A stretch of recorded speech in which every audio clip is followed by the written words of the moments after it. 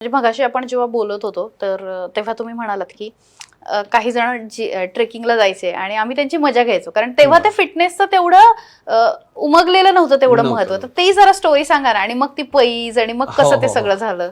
ट्रेकिंगला गेल्यानंतर आता मित्रच असायचे पण आम्ही जात नव्हतो. ते आले ट्रेकिंग करून की मग आम्ही आपलं चेष्टा मस्करी करायची दोनची की बाबा काय पदरचं खाऊन दगडी दोंड चढताय त्याचा काय फायदा आहे.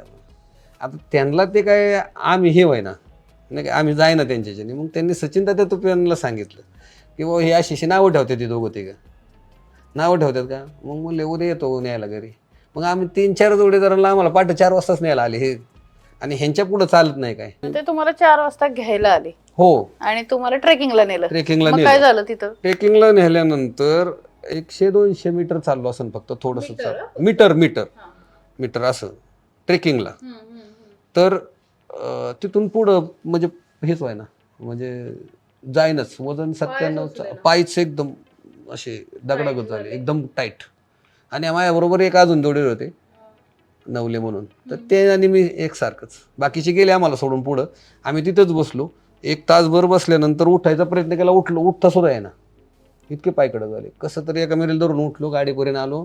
घरी आल्यानंतर दिवसभर झोप बी आहे ना आणि चालता बी आहे ना म्हणजे तसंच नाही का मसल हे झाले. आणि रोज नेहमीप्रमाणे संध्याकाळी 6 वाजता परत ऑफिसला जायची वेळ ती. मग त्यावेळेस गेल्यावर हे आले. त्यांनी थोडंसं चांगल्या भाषेत आता ती भाषा आता सांगू शकत नाही इतके वाईट बोलले. म्हणले तुम्ही आहे ना म्हणजे माणूस म्हणून जगण्याच्या लायकीचे नाहीत. ह्याच्यापेक्षा अजून वाईट बोलले. पण आता हेच जर एखादा मित्र बोलला असता तर आपण त्याला काहीतरी उलटं पालटं बोलून ते विषय सोडून दिला असता. पण विचार केला म्हणजे माणूस असं बोलतोय म्हणजे त्यात काहीतरी तथ्य आहे.